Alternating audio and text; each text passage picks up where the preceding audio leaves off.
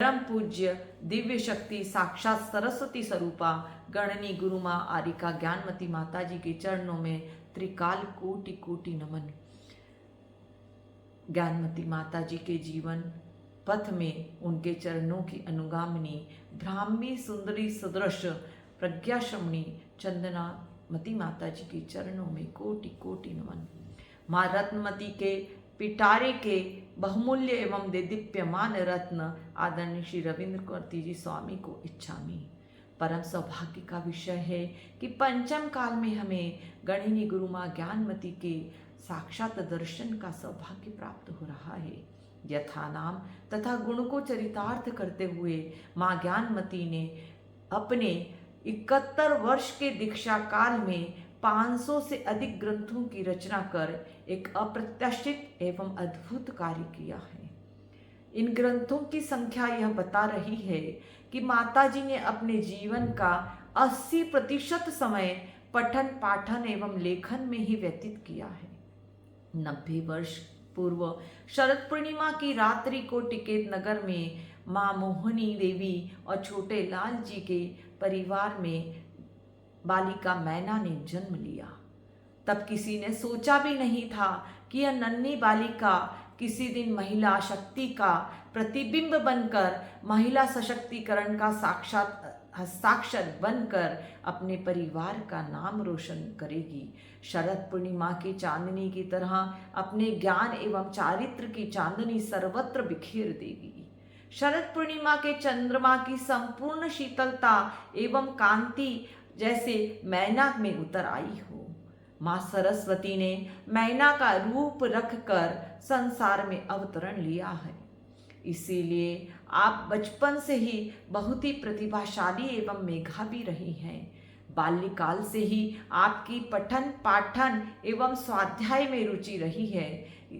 होनहार बिरवान के होत चिकने पात, इस कहावत को आपने भली भांति चरितार्थ किया है।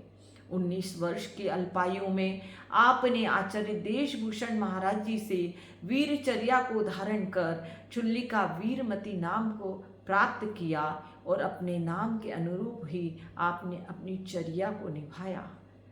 कुछ दिनों पश्चात आचार्य वीर सागर जी महाराज से आपने आरिका व्रत ग्रहण किया और आरिका ज्ञानमती माता जी का नाम प्राप्त किया। आप सदैव से ही चेतन एवं अचेतन तीर्थों के विकास के लिए बहुत ही चिंतनशील रही हैं, संकल्पित रही हैं।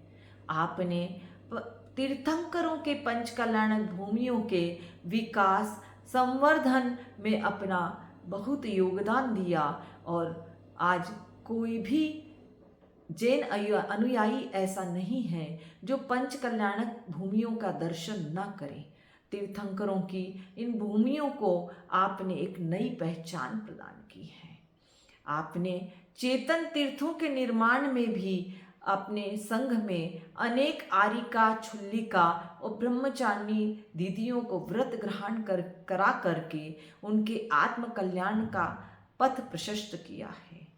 आपके दृढ़ निश्चयी होने का आभास इससे मिलता है कि आपने मांगी तुंगी जी सिद्ध क्षेत्र में अपनी दिव्य शक्ति के माध्यम से भगवान आदिनाथ का दर्शन उस पर्वत पर कर लिया और फिर उस पर्वत पर ही आपने उस भगवान आदिनाथ के स्वरूप को उकेर दिया। आप